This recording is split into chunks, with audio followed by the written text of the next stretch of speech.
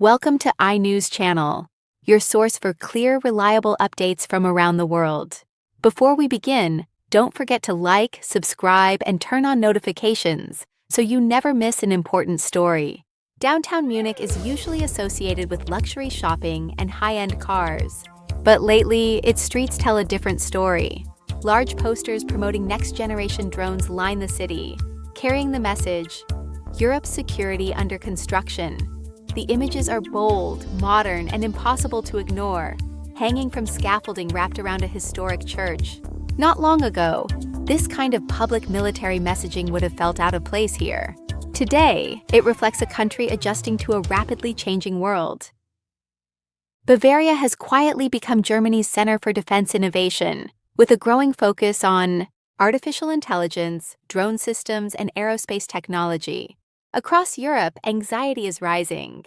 Many feel caught between an aggressive Russia and a powerful, economically driven China, while also facing uncertainty from a United States that no longer feels entirely predictable. Surveys now show that most Europeans believe their countries are under real threat. In Germany, officials openly acknowledge that armed conflict can no longer be ruled out. While authorities stress that Germany remains safe, citizens are now encouraged to keep emergency food supplies at home for several days. Germany is also the largest provider of military and financial assistance to Ukraine, particularly as American support has slowed. At the same time, public opinion at home is shifting. People want stronger protection within their own borders. This leaves Europe facing a difficult choice.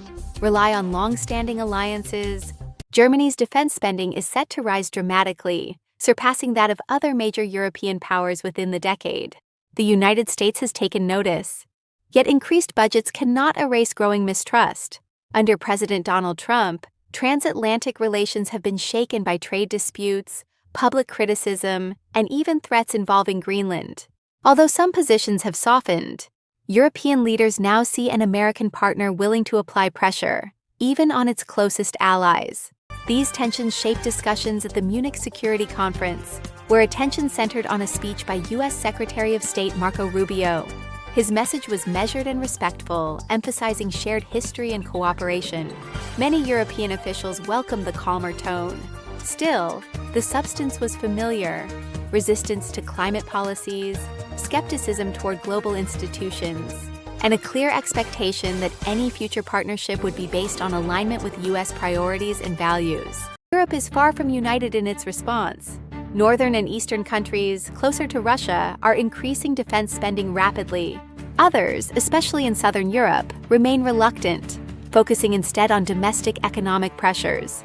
Meanwhile, Washington has made clear that its strategic focus is shifting toward the Indo-Pacific. NATO remains in place, but Europe is being urged to stand more firmly on its own, as a contributor, not a dependent. As a result, European leaders are exploring smaller, more flexible alliances, sometimes working with partners like Canada, Japan, and Australia. These collaborations extend beyond military issues to energy security, technology, and supply chains. Despite talk of independence, Europe still relies heavily on American military power and innovation. But the changes underway appear long-term. Global politics are increasingly driven by competition between major powers, and Europe is being forced to adapt faster than ever before. That's the latest for now. Thank you for joining us.